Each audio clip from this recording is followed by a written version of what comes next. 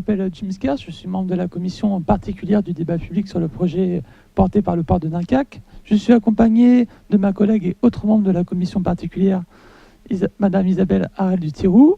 Dans le cadre du débat, la commission particulière a souhaité organiser un cycle d'audition publique en invitant un certain nombre d'experts, de personnes qualifiées, dont la connaissance et l'expérience pourront éclairer les enjeux liés à ce projet. Alors notamment, depuis le début du débat, le 18 septembre, on a pu entendre au cours de nos différentes rencontres publiques qu'il ne suffisait pas de créer un nouveau bassin, mais d'interroger d'autres conditions de réussite, notamment le développement de la qualité et l'efficacité des services en termes de transport et de logistique, de la massification des flux, en particulier ferrés et fluviaux, et dès lors de répondre aussi à des enjeux liés à la digitalisation, au numérique, à l'automatisation, à tout ce qui renvoie au port du futur et à la logistique du futur. Alors, dans le dossier du maître d'ouvrage, à la page 85, il y a un chapitre sur la formation, l'innovation et la recherche. Et le port mentionne une démarche axée sur l'innovation dans les domaines du BTP, du transport de marchandises et de la logistique sera engagée.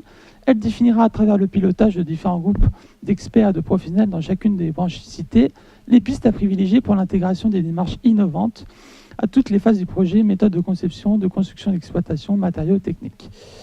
Alors, pour éclairer ces enjeux, nous recevons aujourd'hui Madame Zetting Liu et Monsieur Rojdi Merzouki. Alors, bonjour, merci d'avoir bien voulu être auditionné aujourd'hui.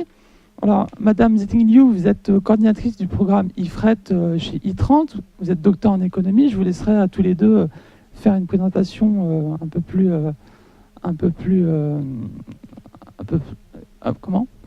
détaillée de votre parcours et de vos activités. Et Monsieur Rojdi Merzouki, vous êtes professeur des universités à Lille 1 et à Polytech Lille. Et votre champ de recherche concerne la robotique et notamment la robotique de transport. Vous disposez tous les deux de 15 à 20 minutes de présentation. On vous demandera de bien respecter ces délais et la parole est à vous. Merci. Oui, Rojdi Merzouki, professeur à l'université Lille 1. Je m'occupe principalement, où je travaille autour des thématiques liant la robotique et la logistique de façon globale pour des applications diverses dans la logistique. Et aujourd'hui, merci de votre invitation. Je vais vous parler de notre retour d'expérience sur les outils technologiques innovants dans le transport et la logistique portuaire. Alors, depuis 2009, on a été sollicité dans le cadre d'un programme européen du Nord-Ouest Europe. Pourquoi le Nord-Ouest Europe? Parce que dans le Nord-Ouest Europe, il y a un littoral assez important qui regroupe les plus grands ports d'Europe. Et il y avait une grande problématique, c'est juste par information, sur cette région-là, le Nord-Ouest Europe, il y a l'équivalent de 437 ports de différentes tailles, de petites, moyennes, ports de ville, jusqu'à des très grands ports. Alors, sur ces ports-là, dans la région Nord-Ouest Europe aussi, il y en a l'équivalent de 4 ports, ou plutôt 3 ports purement automatisé. Ça veut dire quoi, purement automatisé? Ça veut dire qu'on a essayé de développer des technologies d'automatisation pour augmenter le flux de productivité et améliorer la logistique interne du port. Ces ports-là sont connus, donc c'est des ports de Rotterdam, Hambourg et Düsseldorf. D'accord, un port néerlandais, 2 ports allemands.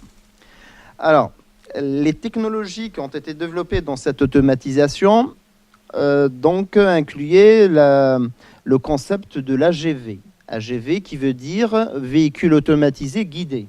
En anglais, on dit Automated Guided Vehicles. Alors, ces technologies-là servent, donc, c'est des véhicules porte-conteneurs, bien sûr, à gabarit poids lourd, qui permettent de suivre des guides au sol. D'accord ? C'est des capteurs qu'on fait sur les infrastructures routières du port. Et l'idée, c'est de suivre cette ligne-là pour acheminer de la marchandise, à savoir du fret, du conteneur ici, d'un point à un autre, de façon automatique. Alors, pour réaliser ce concept-là, dans les années 90, Rotterdam était le port pionnier. Ils ont donc essayé d'investir énormément sur leur infrastructure portuaire. Et du coup, on trouve l'équivalent de 10 km de champs applicatifs, de terrain dédiés à cette expérimentation d'automatisation. Pourquoi ? Parce que la technologie à l'heure actuelle, si on veut faire suivre un véhicule sur une ligne droite ou une ligne bien courbée, il faudrait que les capteurs placés sur le sol soient en adéquation, en corrélation directe avec le véhicule. D'accord ? C'est ce que, donc, dans ces ports-là, les 3 ports, donc les lignes sont vraiment rectilignes. Ce qui veut dire qu'il faudra avoir un espace assez important sur le port pour pouvoir accueillir ce type de technologie. D'ailleurs, ces technologies-là, qu'on appelle AGV, on n'a pas réussi à les généraliser sur d'autres ports de la région Nord-Ouest Europe depuis les années 90, malgré que... Le problème majeur, c'était que ces systèmes d'AGV ne s'adaptent pas à l'environnement d'utilisation. C'est-à-dire, si je le prends tel qu'il est et je veux l'installer à Dunkerque, je n'ai pas des lignes droites sur 10 km. D'accord ? Il faudrait des lignes courbées, il faudrait des trajectoires assez complexes, il faudrait changer à chaque fois de route. Et ce système-là n'est pas adapté à ce concept-là, à ce contexte infrastructurel tel qu'il existe dans d'autres ports de petite ou moyenne taille. Et donc, d'où le travail en 2009, on a essayé de travailler justement à la Commission européenne justement pour réfléchir sur une innovation technologique à l'échelle de prototypage qui va beaucoup plus où l'environnement, où l'infrastructure s'adapte à ce système de transport, mais pas l'inverse comme le cas de l'industrie. C'est-à-dire on est parti sur une logique inverse. Et la logique inverse, on a réfléchi sur un système d'un robot que je peux utiliser à la fois dans le site Dunkerque ou Calais ou Portsmouth ou bien Dublin, etc. L'essentiel que je minimise l'investissement sur l'infrastructure portuaire, avant tout. Et que c'est le véhicule ou le robot qui, lui, doit s'adapter à l'environnement. Je peux utiliser la nuit, je peux utiliser le jour. Je peux le coupler avec des véhicules, des engins existants, c'est-à-dire de circulation, un Rechtaker, par exemple. Un Rechtaker, c'est une grue mobile, d'accord, ou un autre véhicule de circulation dans l'enceinte de port. Ce véhicule-là peut être piloté manuellement ou peut être piloté de façon autonome. Ça veut dire qu'il arrive à suivre de façon autonome. Je lui enregistre sa trajectoire et lui, il répète. D'accord ? C'est ça le but du jeu. Et donc, je ne suis pas limité par une contrainte au sol. D'accord ? Donc, l'utilisation de ce véhicule-là doit s'adapter avec le public qui interagit avec. Ça veut dire un docker qui n'est pas censé avoir des formations assez élevées pour pouvoir manipuler cet engin-là. On lui ramène des outils assez didactiques pour qu'il puisse manœuvrer avec une certaine facilité et convivialité ce véhicule, et qui peut le faire coupler avec d'autres types de véhicules. À l'heure actuelle, avec un concept pareil, un docker, pour aller d'un point à un autre, imaginons, il fait 5 minutes en transportant un conteneur.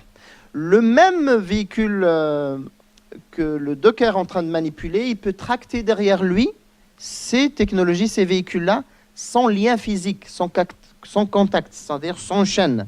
On arrive à utiliser des capteurs pour qu'ils puissent les tracter.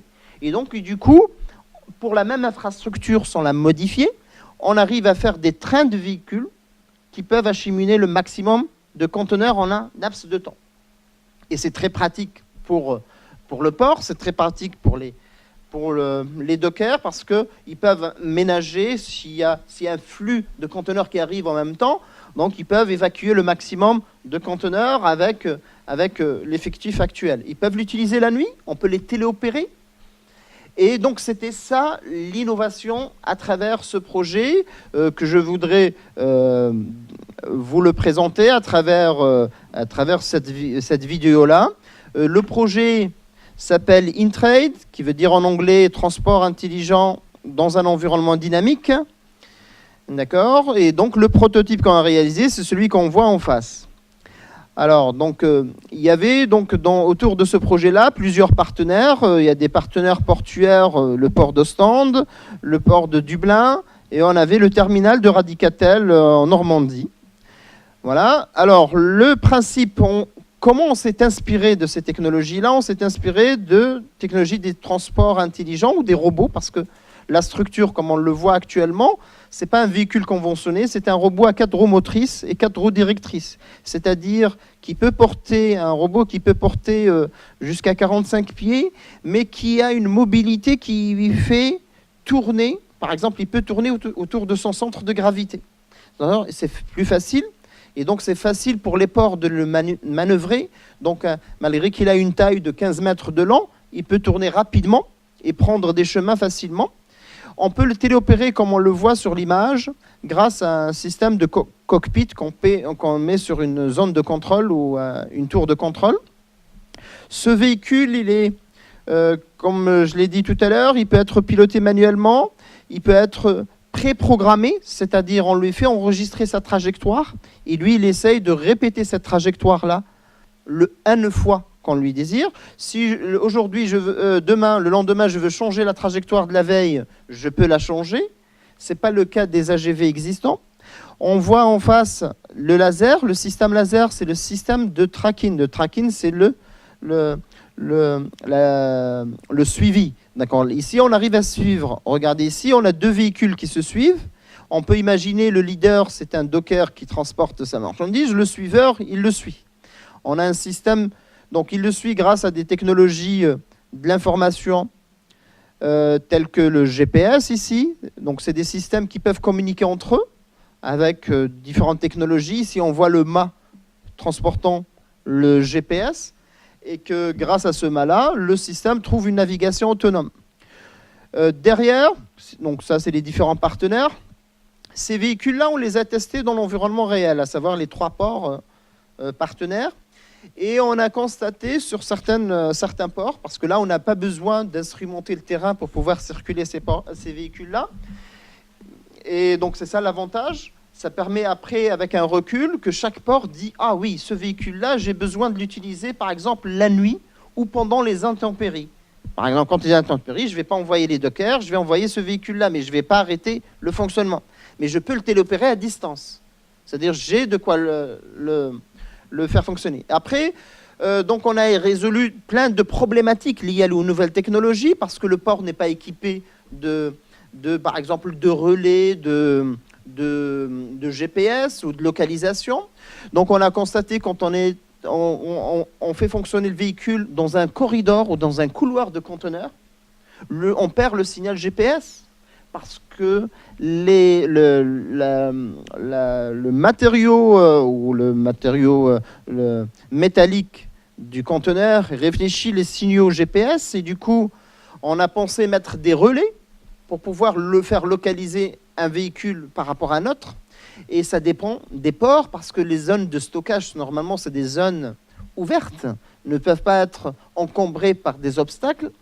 Et donc, la dernière innovation qu'on a réalisée à travers ce projet-là, c'est de mettre en place des systèmes, des engins volants, des drones, qui, eux, relaient l'information et qui font guider le véhicule quand il perd son information GPS. C'est-à-dire, ce drone-là, il est équipé d'un GPS qui est, lui, au-dessus de tout obstacle, en toute sécurité, qui permet de voir le véhicule ou les véhicules engagés, et il leur dit où est-ce qu'ils se trouvent. Et donc, toutes ces technologies-là, nous, de notre point de vue, c'est assez innovant, mais d'un point de vue grand public, tout est venu de la nature. C'est ce qu'on appelle des systèmes inspirés de la nature. Je vous racontais là les systèmes, c'est-à-dire un drone couplé avec un véhicule. C'est comme le berger avec son troupeau.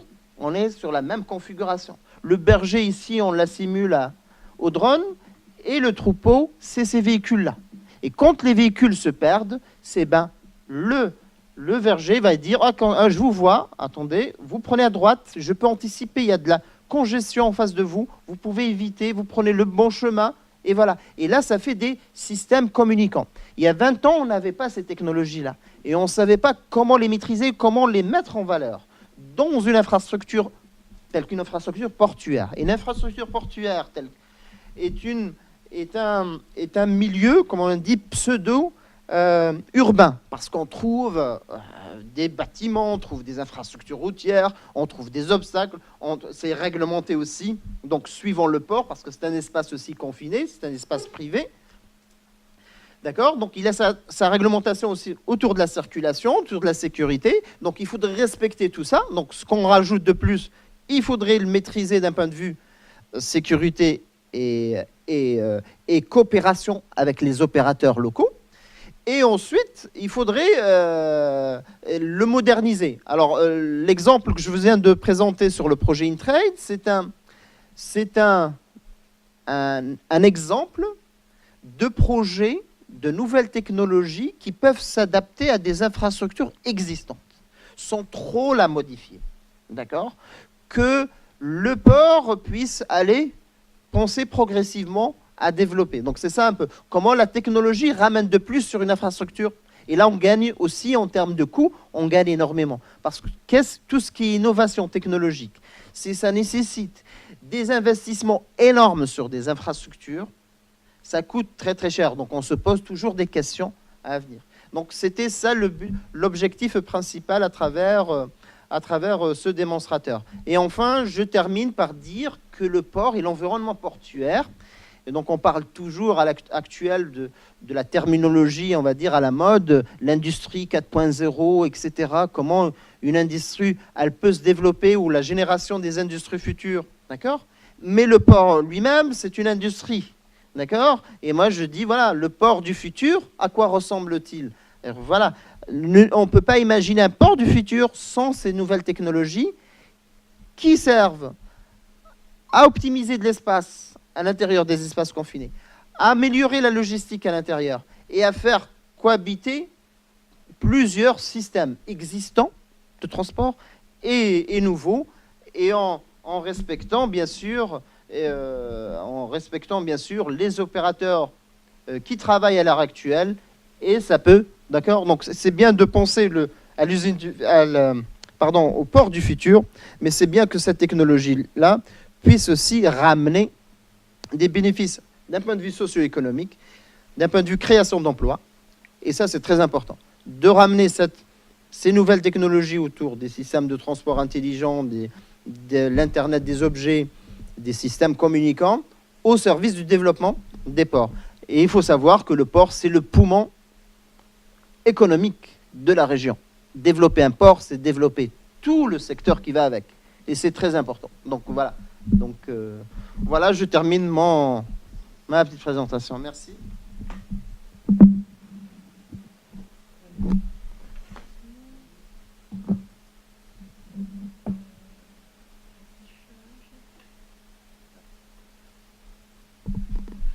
Bonjour, Zeting Liu, je suis coordinatrice du programme d'innovation IFRET au pôle de compétitivité ITRANS. Et je suis également chercheuse en économie et gestion de l'innovation au CLERC, Université Lille-Nord de France. Donc, je vais justement, ma présentation serait justement complétée le programme futuriste qui vient de présenter par mon collègue Rochdi, parce que en fait, il projette un avenir plus smart et connecté dans des ports et son environnement. Mais pour que on arrive à cet avenir intelligent, il faut avoir d'abord une base infrastructure commune pour que ces différents systèmes, des objets et des camions puissent communiquer entre eux sans problème. Et donc ça, c'est l'enjeu de système de transport intelligent que je vais vous présenter aujourd'hui. Voilà. Donc une définition.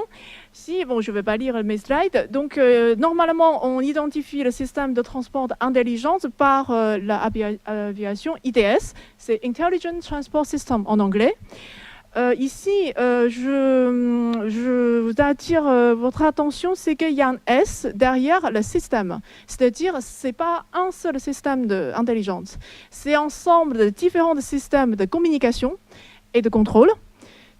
Et c'est l'interaction et la coopération entre ces différents systèmes qui permet d'améliorer l'utilisation des ressources, d'augmenter l'efficacité de l'activité économique des différents acteurs et d'améliorer la sécurité et permet de développement des nouveaux services et en même temps de réduire l'impact environnemental. Et cette interaction, parce que j'ai bien dit, c'est interaction et coopération entre ces différents systèmes. Comment utiliser? Oui. Ça s'appelle Cooperative Intelligent Transport System. Parce que qu'est-ce que c'est ce Cooperative Intelligent Transport System? C'est une interaction entre à la fois des différentes infrastructures, mais aussi entre différents composants du système, parce que quand on dit un système, il y a toujours des composants. Ces composants, ce sont des véhicules, ce sont des usagers, des piétons, mais aussi des centres de contrôle, etc.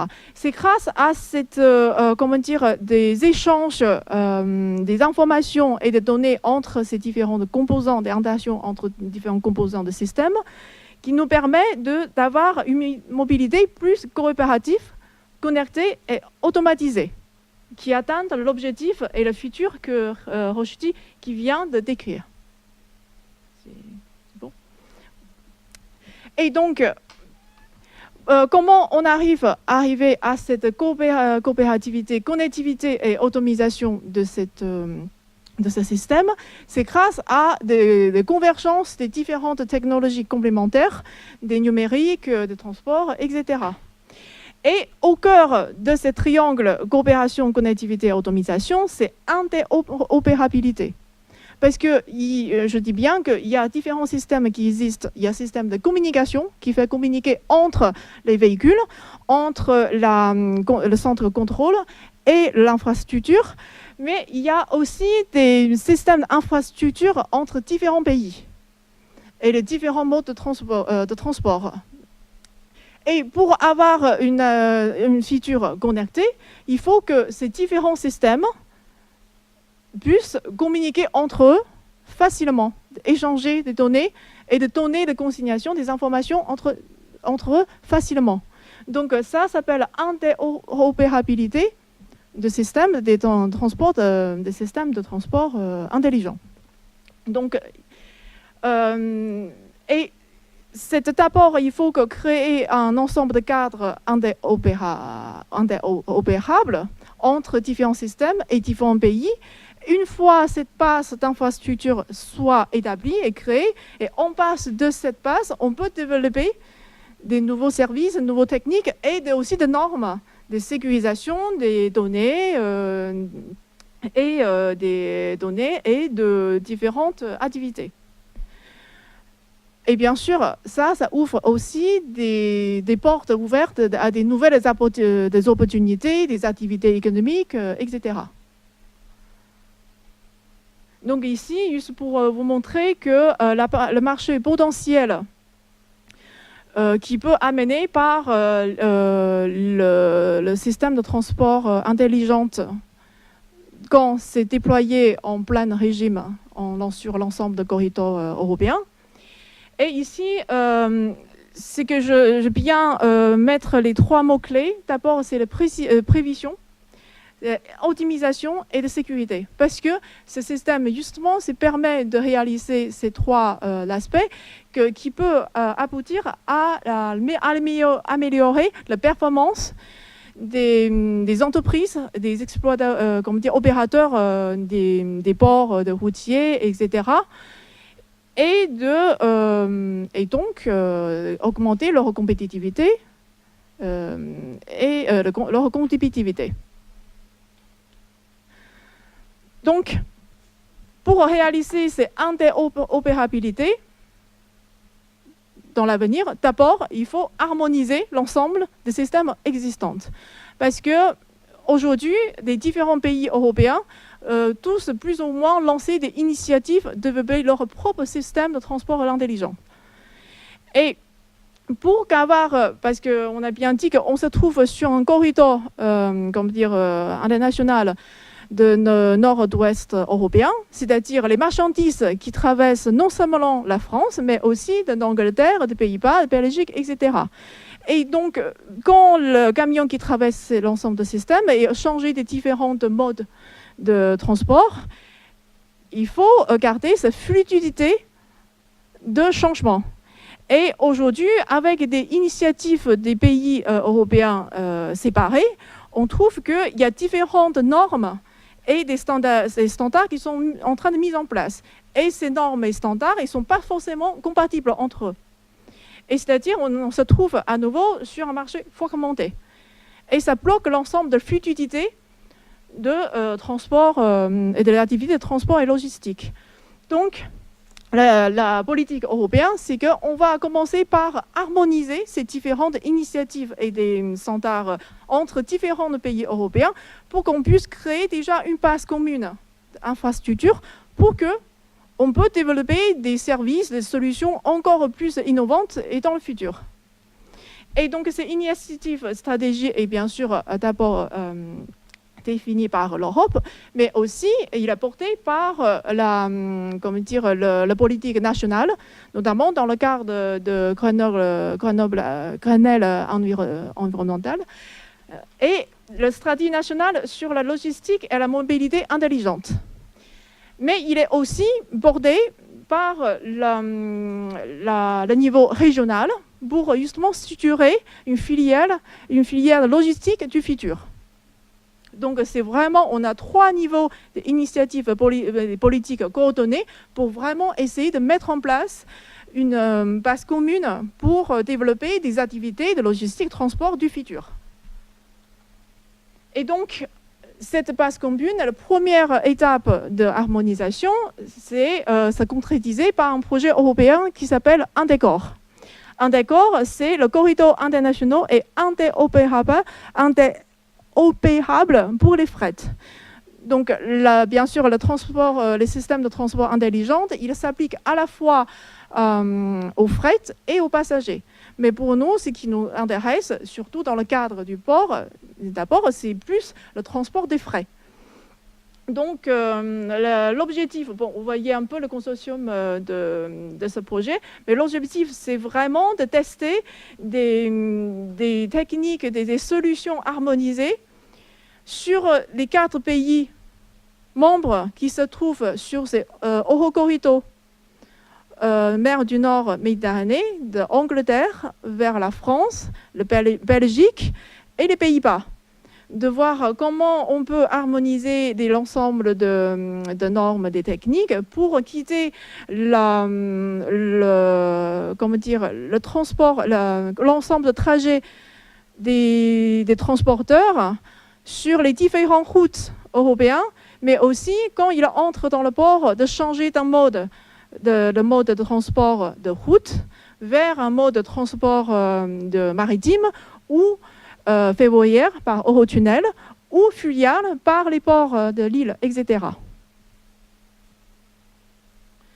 Donc, ça, c'est juste une présentation pour l'ensemble de l'activité. Mais ce qui est le plus important, c'est que le démonstrateur qu'on voulait monter, c'est vraiment dans la région Hauts-de-France pour tester des solutions qu'ils ont déjà développées dans un cadre d'un autre projet français, euro-français, qui s'appelle Scoop. Et ce sont des solutions, on appelle des driven services, c'est-à-dire des services qui sont déjà bien mûrs, qui peuvent être déployés très rapidement, facilement auprès des opérateurs. Donc, ce sont des services, vous voyez, on va dire des passes, mais c'est très utile, qui peut justement donner des conseils, par exemple, aux camions. Quelle est la vitesse optimale sur, par exemple, l'accès au port? Et quelle sera, pour que, par exemple, s'il y a un embouteillage, par exemple, ce matin, j'étais coincée sur la A25, je vois des grosses camions qui attendent sur la voie. Par exemple, ces systèmes permettent de dire aux camions que, attention, il y a un accident, vous pouvez réduire votre vitesse, ou vous pouvez couper votre moteur, et par ce fait, on réduit l'impact justement environnemental, mais aussi de consommation d'énergie. Et puis après, il peut aussi quitter le camion pour trouver une autre voie pour contourner justement cet embouteillage, cet accident, pour plus facilement de diriger vers la route ou qui l'amène à son port. Et puis aussi, ça peut appliquer au port pour dire que voilà, vous êtes à l'entrée du port, vous pouvez, il y a un temps d'attente par exemple de 30 minutes, vous pouvez réduire votre vitesse ou vous pouvez passer par l'autre voie parce que vous êtes en priorité. C'est un système qui permet justement de diriger plus intelligemment le flux des camions. C'est afin d'optimiser justement l'utilisation d'espace, c'est-à-dire la capacité du port, et donc augmenter la performance de l'ensemble de sites. Et après, on a aussi des services qui s'appellent Day 1.5, c'est-à-dire ce sont des services, c'est encore plus certifié avec plus de valeur ajoutée, mais qui ne sont pas encore mûrs actuellement. Mais on peut justement le développer sur cette base des communes qui est en train de déployer. Et ça peut créer des nouvelles activités, des nouvelles entreprises qui se spécialisent dans le développement de ce type de services. L'ensemble de l'enjeu, c'est justement d'optimiser l'utilisation des ressources et donc améliorer la performance des différents acteurs et donc finalement la compétitivité de l'ensemble des secteurs. Et plus le focus sur l'intermodalité. Ça, c'est un service qu'on voulait justement, vient de définir dans le cadre de projet européen, qui est dédié justement de cette intermodalité entre le transport routier vers le transport maritime, donc c'est de décharger son conteneur et de recharger sur un conteneur, ou vers le réseau ferroviaire, c'est aussi le même principe. Et bon, je ne vais pas répéter les mêmes atouts, mais ce qui est très important, c'est qu'on est toujours dans l'interopérabilité. Donc, ce n'est pas un outil qui est, qui impose un nouveau outil qui impose sur des systèmes existants. Mais c'est qui est un outil plutôt complémentaire qui essaie de justement coordonner sur des différents systèmes ou de communication des données existantes qui permet de mieux échanger les données et donc de mieux exploiter les données et donc donner un résultat des services ou des consignes plus optimales. Donc ça peut justement lier au système que Rochety qui a déjà décrit, mais aussi le système de Cargo Communication System que le port de Dunkerque voulait développer. C'est vraiment un outil qui permet justement de connecter ces différents outils et donc par ces connexions d'améliorer, d'optimiser leur usage, mais aussi de créer un cadre de sécurisation de ces données. Et voilà, ici, ce sont les services qui est très concrets qu'on a proposés. En noir, ce sont des services qu'on veut tester sur la Hauts-de-France.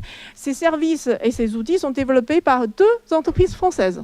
La MGI, qui est justement l'entreprise marseillaise qui a développé et commercialisé le Cargo Communication System, qui est à Dunkerque, mais aussi une PME portolaise française, Geolog System.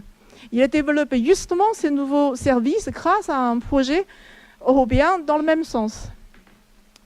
Et puis en bleu, parce que vous voyez, il y a le noir et le bleu. Les bleus, ce sont des services qui sont développés par les Hollandais, qui veulent aussi tester sur le port de Rotterdam. Ça vous montre que c'est vraiment un enjeu européen, que les différents ports, surtout des grands ports européens, veulent s'investir, veut développer, de trouver une solution commune pour le port de l'avenir. Voilà, je m'arrête ici.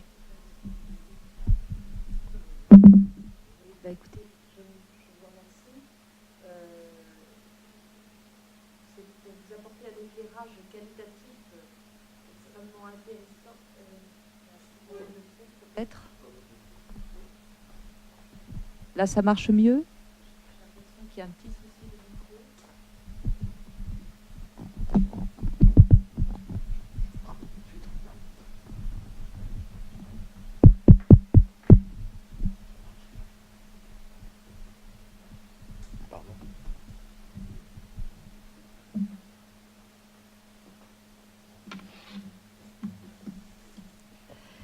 Oui, je vous remercie. Vos interventions montrent bien l'un des aspects extrêmement stupéfiants, spectaculaires de l'évolution des technologies applicables au monde portuaire.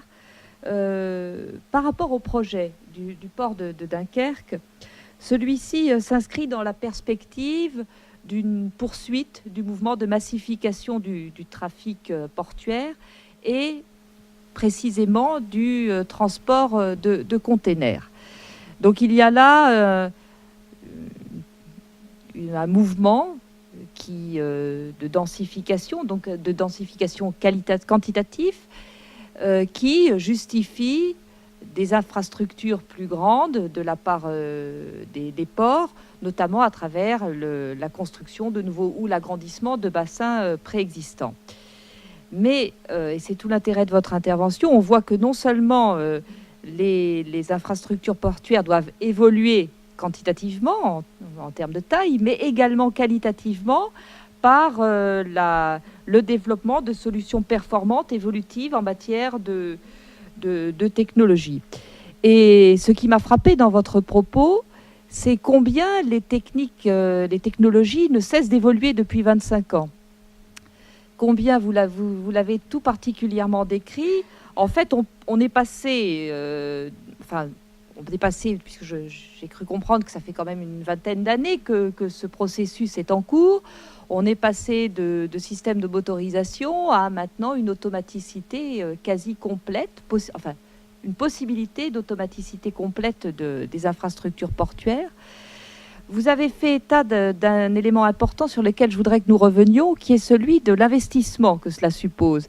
Car on a bien compris dans votre propos qu'il y avait eu un souci de chercher des solutions technologiques qui soient moins coûteuses en termes d'investissement, notamment par rapport aux infrastructures existantes. C'est-à-dire que nous sommes passés, si j'ai bien compris votre propos, de technologies qui supposaient une adaptation des infrastructures à une technologie qui, elle, s'adapte aux infrastructures existantes. Ce qui, je pense, pour les ports est quelque chose d'extrêmement important. Un projet tel que celui qui est soumis au débat public à l'heure actuelle a un coût extrêmement important, et il est certain que l'évolution des technologies, la mise en œuvre de nouvelles technologies telles que celles que vous avez présentées, a indéniablement un coût. Et je voulais savoir, puisque j'ai l'impression qu'en réalité, d'après ce que j'ai compris, il y a 3 ports véritablement qui ont mis en œuvre de façon pérenne ces nouvelles technologies: Rotterdam, Hambourg et Stuttgart. Voilà, Düsseldorf, pardon. En revanche, il y a encore un côté expérimental, des expérimentations qui sont au cours à Ostende, etc., Dublin et je crois Rouen, en Normandie.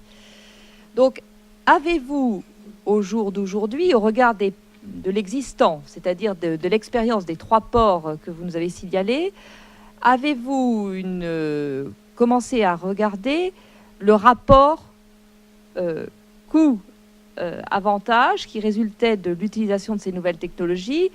Je veux dire par là, est-ce que pour un port tel que celui de Dunkerque, la mise en œuvre des technologies telles que vous nous les avez présentées suppose un investissement ayant un coût très important qui soit susceptible d'être rentabilisé et d'augmenter la productivité sur une échéance qui soit quand même relativement proche?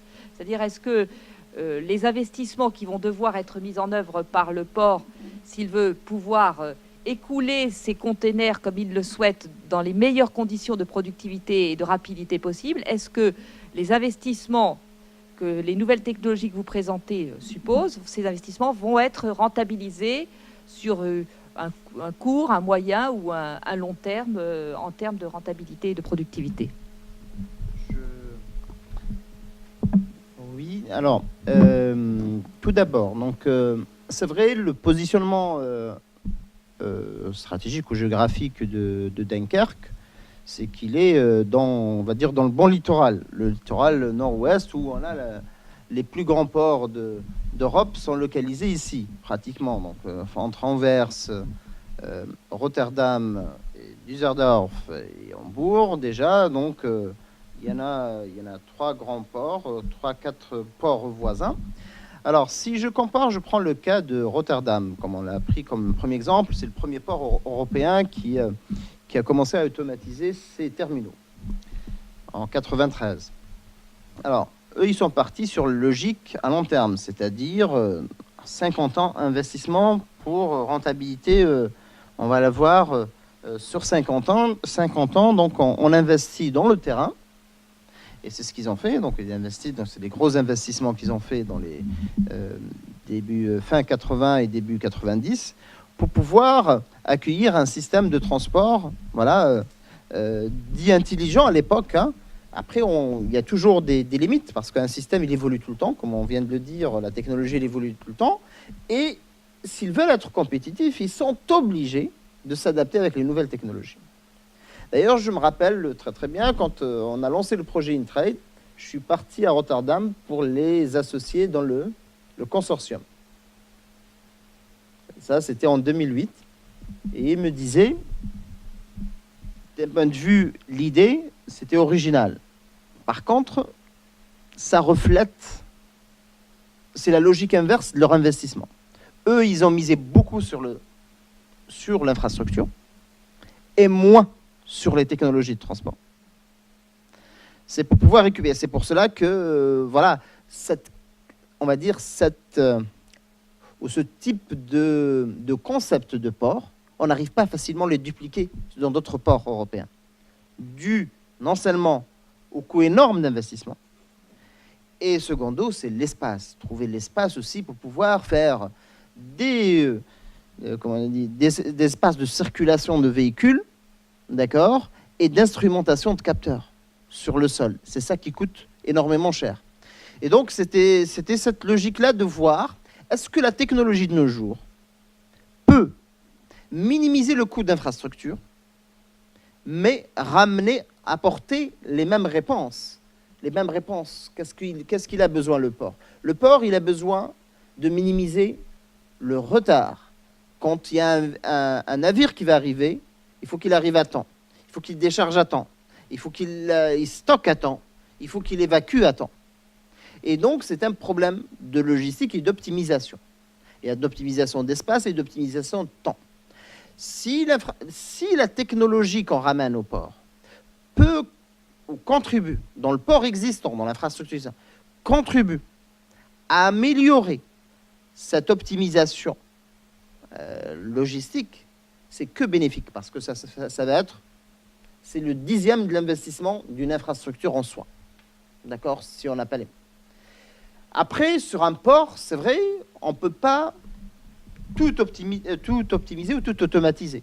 Il y a des terminaux, c'est facile d'automatiser. Il y a d'autres, c'est pas facile. Ça dépend si je fais de l'hydrocarbure ou je fais d'autres types ou d'autres transports associés à diverses applications. Et donc, l'idée, c'est d'arriver à on va dire, à échantillonner chaque espace dans le port par rapport à cette application et dire oui, l'automatisation, elle est parfaite dans ce contexte-là. Elle est parfaite, elle peut être parfaite seulement pour la nuit. Elle est parfaite et chacun peut s'adapter. Et donc, pour résumer un petit peu et pour conclure, pour vous donner une réponse à votre question, dire Dunkerque, elle est bien localisée sur le nord-ouest Europe. Si elle veut se distinguer par rapport aux autres, il faut qu'elle se positionne sur des technologies que les autres n'ont pas. Parce que si elle fait la même chose, parce que si Dunkerque veut s'adapter en utilisant les AGV comme l'utilise Rotterdam, donc on va commencer de zéro, donc on a 20 ans de retard là-dessus par rapport à l'exploitation. C'est pas tout à fait, je ne pense pas que c'est le bon choix qu'il faudrait faire. Il faudrait voir ce que ça marche, et c'est les limites des technologies existantes, exploitées chez des ports voisins, parce qu'ils ont aussi les limites, hein, s'ils n'ont pas été généralisés aussi pendant 3 ans, c'est que c'est pas seulement l'espace, je peux vous donner aussi d'autres problématiques techniques, telles que si un véhicule s'arrête au milieu, parce que c'est des lignes droites, finalement c'est des trains, d'accord, c'est des trains, mais sur roue. S'il y a un blocage sur un véhicule qui est bloqué, j'ai pas un moyen de le déplacer. Il faudrait imaginer une autre grue pour pouvoir le charger. Et ça, sur Rotterdam, ça fait un blocage de 4 heures. Hein. 4 heures, c'est énorme d'un point de vue coût portuaire. Est-ce que je peux compléter justement? Parce que justement, c'est très intéressant de cette problématique des investissements et de retombées économiques, parce que justement, ça, c'est vraiment les technologies de futur. Et il y a toujours une première phase d'investissement, et justement, avec cette harmonisation des différents systèmes, on peut déjà de savoir comment on peut réduire le coût d'investissement, parce qu'il y a des systèmes existants, avec les améliorations des systèmes existants, on peut déjà réduire l'ensemble de coûts d'investissement d'une technologie complètement nouvelle. Donc, c'est d'où l'intérêt de vraiment avoir cette phase d'harmonisation et de standardisation des différents systèmes d'infrastructure. Parce que finalement, les systèmes d'intelligence, c'est un système d'infrastructure soft que les ports doivent se positionner dans l'avenir. Par exemple, il est bien parlé de temps d'attente dans un port. Et justement, avec le système de solution des réservations de slots dans le port, ça peut permettre justement de réduire des temps de gaspillage entre le temps de, le slot qui est vide, qui attend son camion, parce qu'entre-temps, il peut affecter à des autres camions qui sont déjà présents sur la place. Et ce qui est intéressant, c'est que cette phase d'harmonisation et de proposition des nouveaux services, on est au début de propositions de différentes normes, des standardisations, des normes. Donc chaque pays veut vraiment tester leur propre solution. Et l'intérêt pour la France, c'est vraiment, on teste, on montre que notre solution qui va marcher, qui marche, et l'investissement ne sera pas très élevé parce qu'il est déjà développé, amélioré sur la base des technologies qu'on a déjà testées sur des autres projets. Et ça va marcher au port de Dunkerque. Et ça nous permet, de port de Dunkerque, d'augmenter sa capacité. Et on peut aussi le déployer peut-être sur les autres portes. Je vous remercie. Par rapport à cette évolution des AGV, là, j'ai cru comprendre qu'il y avait donc... ça marche pas ?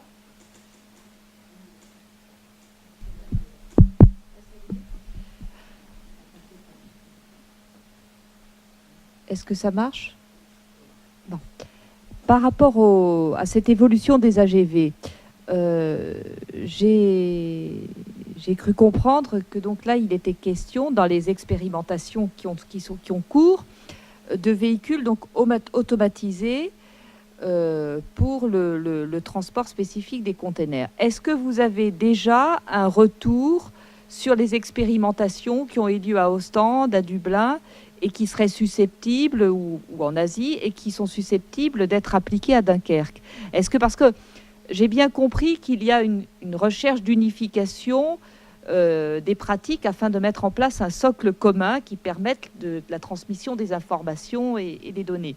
Pour autant, en vous écoutant, il apparaît aussi qu'il y a une prise en considération de la spécificité de chaque port.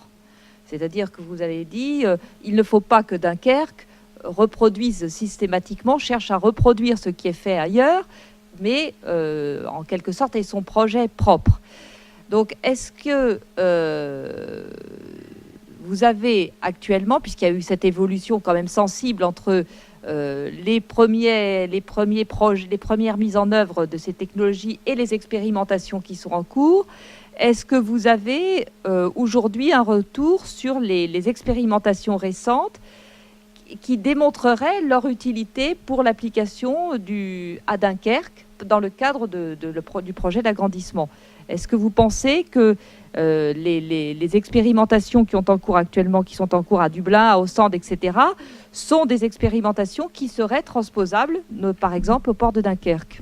Oui, ces solutions ou ces expérimentations sont facilement transportables ou transférables telles qu'elles est sur le terrain du port de Dunkerque.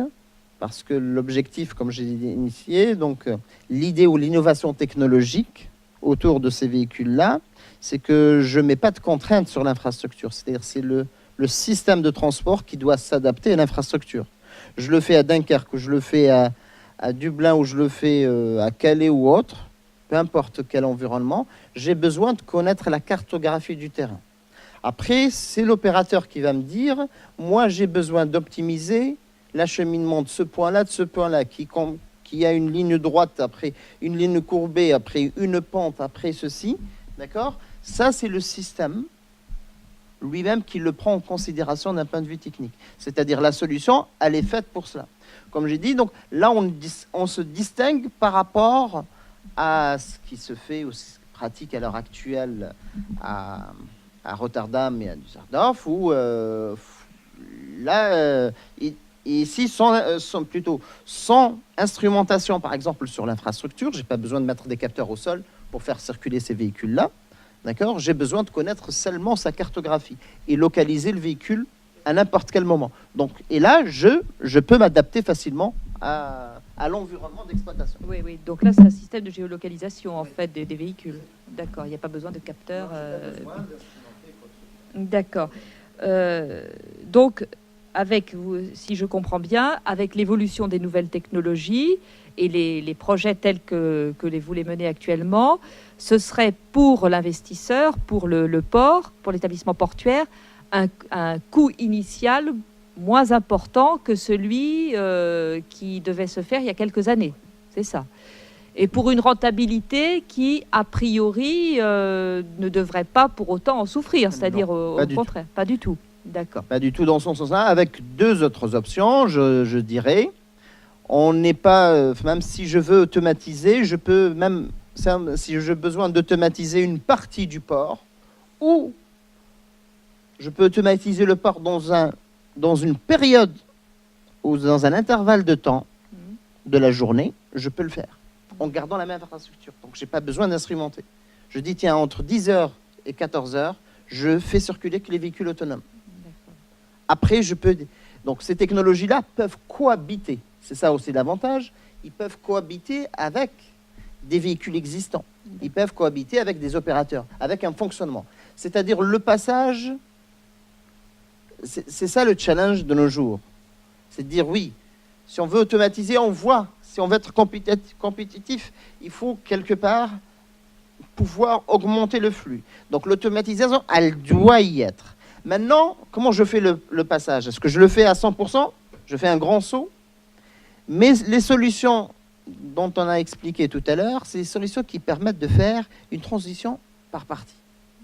Et c'est l'opérateur final qui décide, qui fait. Donc ça lui permet de s'adapter avec son environnement à lui et de voir la rentabilité, où est-ce qu'il peut utiliser cette technologie, en quel moment de la journée, en quelle période de l'année, est-ce que tout le temps, est-ce que pas tout le temps. C'est cette flexibilité-là que, voilà, au lieu de fermer les yeux du jour au lendemain, je dis, voilà, je monte dans un véhicule purement autonome sans conducteur. Qu'est-ce que je fais? Très bien, je vous remercie, c'est effectivement très important.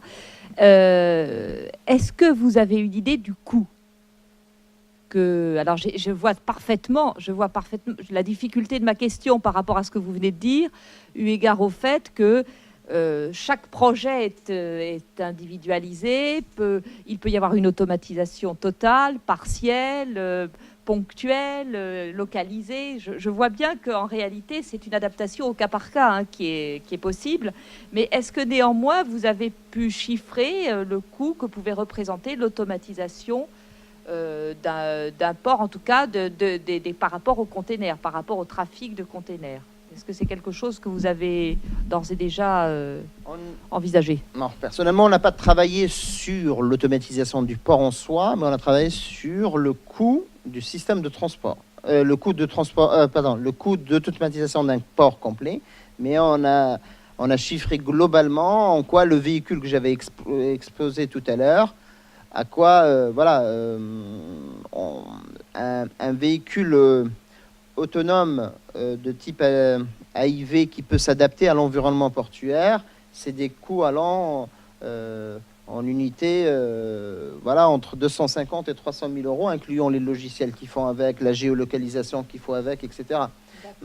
D'accord. Donc ça, c'est le coût d'un véhicule. Donc ce prix-là, donc c'est le prix d'un, il peut baisser facilement suivant le nombre de véhicules engagés. Mais par contre, après, et comment il va baisser? Moi, l'idée, c'est très simple. C'est que si Dunkerque veut avoir sa propre solution, il faut que Dunkerque encapsule le port, encapsule ou elle incube la société qui va la fabriquer. Il faut que ça soit interne. Donc il faut, voilà, tous les grands ports, comme j'ai dit tout à l'heure, Rotterdam et Düsseldorf et Hambourg, la société qui fabrique leur AGV, elle est incubée dans le port. Elle s'appelle Goldwald. Et donc, une des créations des emplois, c'est ça. Je développe des systèmes propres qui prennent l'étiquette et elle peut le revendre. D'accord, c'est des Allemands qui l'ont revendu après aux Néerlandais et ainsi de suite. Voilà un peu la solution. Alors justement, là, vous touchez à l'autre point sensible que nous souhaitions aborder. L'argent est le nerf de la guerre, nous le savons, mais il n'y a pas que l'argent. Et il y a l'homme. Et c'est vrai que les projets d'automatisation qui sont extrêmement alléchants parce que c'est l'avenir, parce que nos sociétés évoluent et tout ce que vous avez décrit correspond à une évolution de la société vers une plus grande innovation, une plus grande technologie. Mais se pose la question de savoir où est l'homme.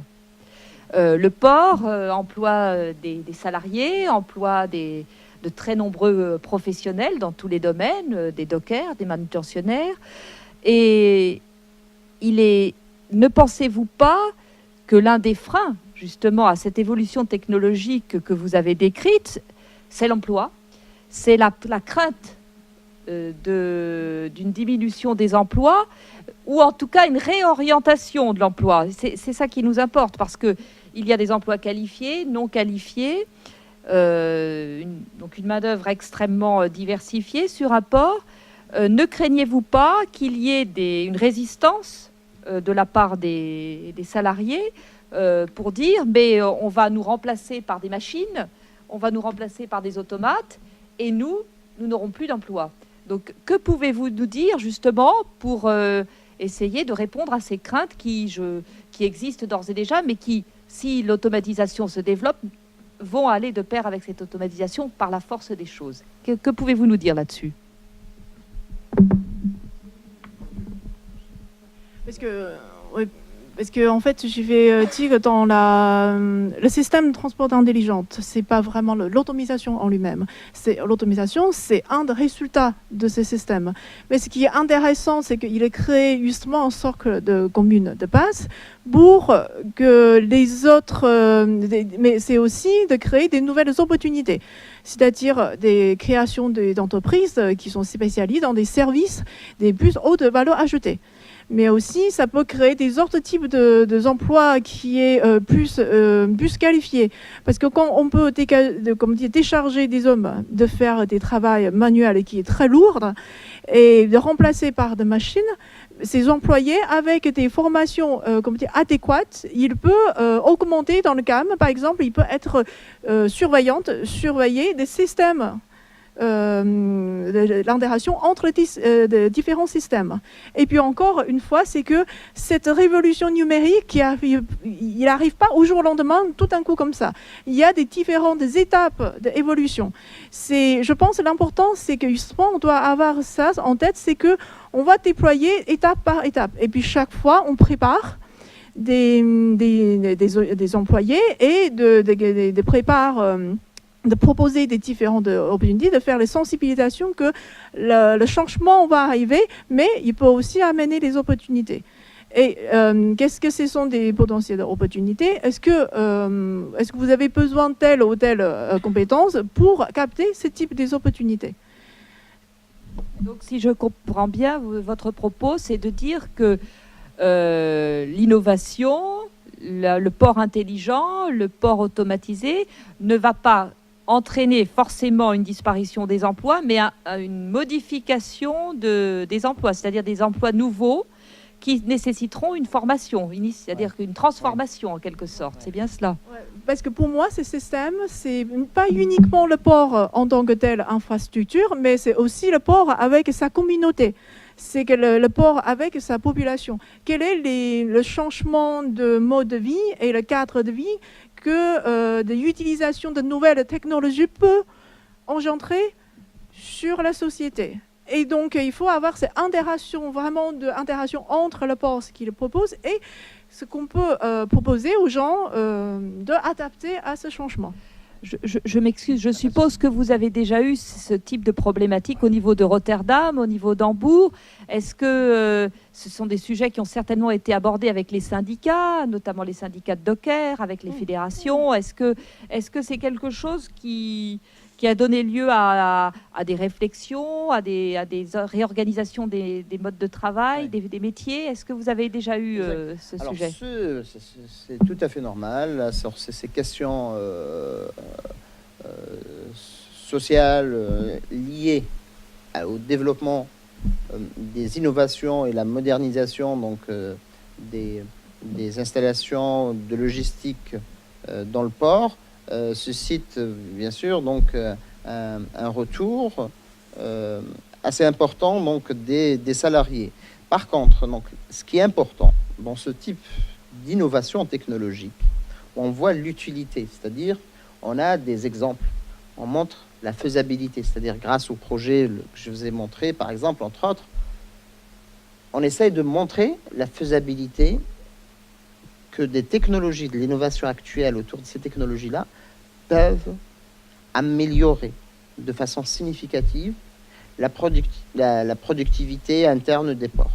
Après, je prends l'exemple du port de Dunkerque. Si je veux améliorer, si je veux aller dans cette optique-là.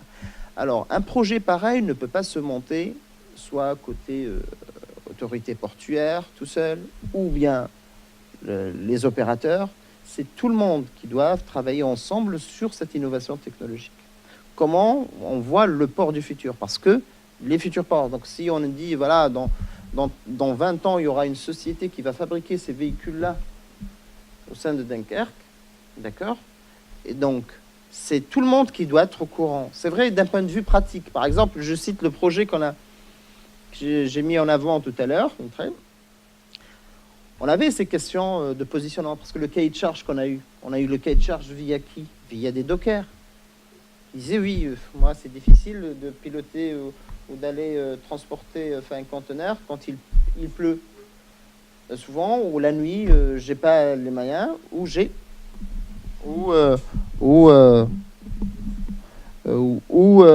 on est moins nombreux pour évacuer le maximum de conteneurs.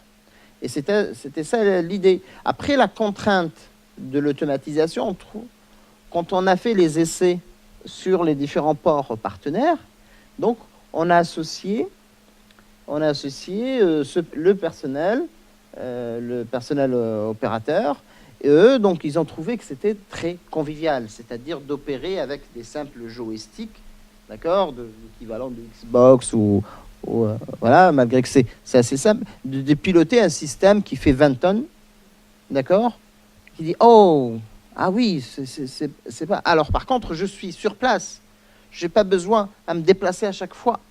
Donc d'un point de vue sécurité, je suis pas à proximité. Je peux être, comme on a le grutier, il ne peut pas monter jusqu'à 30 mètres. Il peut être dans sa salle de contrôle, mais téléopéré à distance. Il a tout, le retour. La même chose, le docker peut piloter avec les moyens de bord, les nouvelles technologies lui permettent. Mais ça se transmet, c'est ce qu'on appelle de l'apprentissage. C'est ce qu'on fait pour un enfant, c'est ce qu'on fait pour un adulte. Il faut trouver les bons mots et faire cette formation tout au long, et on l'accompagne. Après, vous avez parlé tout à l'heure de ce qu'on appelle la reconfiguration de métier. C'est tout à fait. Le docker, il y a 20 ans, il transportait encore de la marchandise ici à Dunkerque sur son dos. Dans les années 90, début. Hein. D'accord ? En 2000, on utilise quand même les grues d'accord, ou les Reichstecker. Donc, d'ici 20 ans, il n'y aura pas. Donc, il y a une souffrance, mais on améliore la qualité derrière. La nouvelle technologie, il ne faut pas la penser comme c'est un outil qui va remplacer l'humain. Il ne peut pas remplacer l'humain parce que déjà, premièrement, c'est l'humain qui a imaginé la solution, mais il a imaginé pour accompagner l'utilisateur, pas pour le remplacer. C'est à l'utilisateur de définir quand est-ce c'est utile pour lui, d'accord, comment collaborer, comment coopérer avec cette technologie-là. D'accord ? Je ne peux pas, c'est pour cela, travailler sur des modèles flexibles, c'est plus intéressant de dire, voilà, moi j'ai un système qui marche à Rotterdam, je vais le copier-coller. Ça ne marche pas. On ne peut pas travailler comme ça. D'accord ? C'est dire, voilà, les issues, voilà, et c'est ça qui va permettre de créer d'autres emplois. Si je parle d'exemple des systèmes AGV, donc il y aura des sociétés sur place, il y aura de la maintenance sur place. Le grutier, il sera distant, il n'a pas besoin, d'accord ? Il pilotera des engins de type drone pour aller surveiller. Il pourra piloter, donc il ne va pas transporter charge. D'un point de vue santé, c'est très bien, d'accord ? D'un point de vue sécurité, on améliore plein de choses parce qu'on est moins en contact, on réduit le contact avec ou le risque de danger quand on est à proximité ou en dessous des conteneurs ou en dessous, voilà. Et donc c'est très, donc on réduit la manutention directe entre l'opérateur humain et le système de transport en utilisant des technologies. Voilà globalement ce que je peux dire par rapport à. Ouais, c'est vraiment au cœur, je pense, de ces évolutions. Ça fait aussi fait peur aux gens. C'est cette relation entre humaine et le robot et la technologie. Aujourd'hui, la tendance, c'est plutôt on coexiste dans ce monde et le robot, c'est plutôt pour assister aux activités humaines pour justement réduire la pénibilité de travail humain et de libérer des gens de travail très manuel et très lourd, d'avoir un travail beaucoup plus facile et qualifié, donc mieux payé, etc. Et aussi, ça peut aussi libérer une partie peut-être des main-d'œuvre pour faire autre chose. Parce que justement, hier, en rencontrant Norling Pok, il y a parce qu'aujourd'hui, c'est bien d'accueillir les conteneurs et tout ça, mais il faut penser à l'évolution du marché. Parce qu'il y a un phénomène qui est en train de se passer, c'est le e-commerce. Et le e-commerce, donc les conteneurs, des marchandises qui transportent par des commandes des e-commerce sera plus les mêmes caractéristiques que des conteneurs qui font des ventes de gros et des composantes classiques. C'est-à-dire, il y aura peut-être besoin plus de services de traitement sur place. Et ça, si on arrive de libérer une partie de main-d'œuvre des manutentions, des choses très lourdes, peut-être on peut justement orienter ces gens-là pour avoir des autres types de services, pour développer des autres services, des services plus attractifs pour, par exemple, attirer des flux de e-commerce. Je sais qu'il y a beaucoup de ports belges aujourd'hui, ils sont très spécialisés justement d'attirer des flux de conteneurs qui étaient dédiés par des commandes e-commerce. Voilà. Merci pour ces réponses qui sont, je crois, extrêmement importantes. Écoutez, merci, je ne sais pas, Jim, est-ce que tu as d'autres... Merci de vos interventions, de vos propos, je pense qu'ils vont éclairer les citoyens et aussi les professionnels d'ailleurs sur cet aspect très, très novateur et quand même très, très précis du monde portuaire. Merci encore de tout et puis voilà, je vous dis à bientôt.